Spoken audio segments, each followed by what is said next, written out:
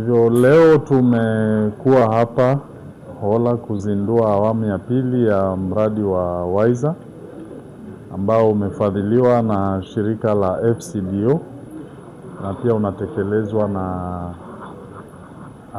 shirika la IGAD wakishirikiana na wenzao Kenya Red Cross, NDMA na serikali ya kitaifa na serikali ya kaunti, kuhakikisha kwamba habari za utabiri wa hali ya hewa umewafikia wote. Kwa sasa hivi huu mradi unatokea katika magatuzi ya Tana River na Garissa, na tayari awamu ya kwanza inaonyesha kwamba washikadau wasiopungua 5,000 wamefikiwa. Na sasa leo tumezindua awamu ya pili rasmi, na tunahakikisha ya kwamba hizi habari za hali ya hewa na pia kwa kuzingatia pia masuala ya mabadiliko ya tabia nchi yamefikia wahusika wote, hususan wale ambayo wametengwa ama wale ambayo tunasema vulnerable, kina mama, watu wanaoishi na ulemavu na wazee.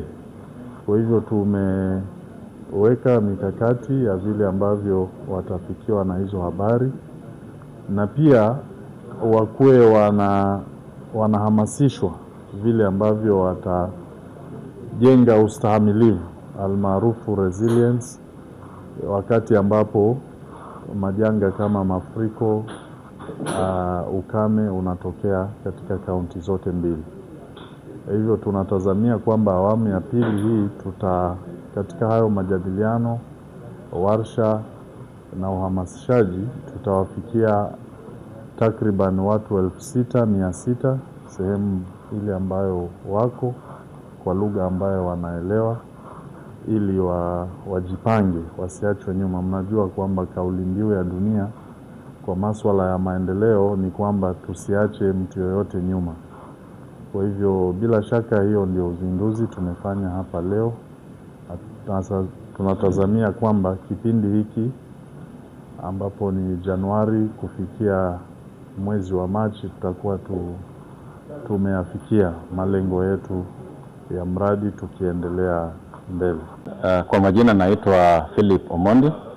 Mimi ndio project lead ya WISER Kenya, na leo hii tumekuwa na kikao kizuri ambacho tumeandaa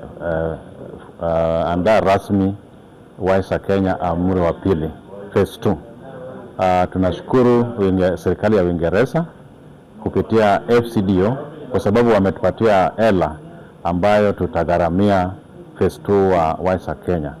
So leo hii tumezindua rasmi hiyo kikao, na tutakuwa na wasikadao kupitia Kenya Met, ICPAC, National Drought Management Authority, NDMA, Kenya Red Cross, pengine na washikadao wengine. Tutaingia hii kaunti ya Tana River kwa awamu ya pili, na tutatumia ile mafundisho tulipata kutoka amri ya kwanza kufanya vyema, na zile gaps zote ambazo tumekuwa naye katika hiyo amri ya kwanza tumeandaa, tutajaza hizo zote, na matumaini ya kwamba wasikadao wote watafaidika kupitia hii miradi ya WISER Kenya phase 2.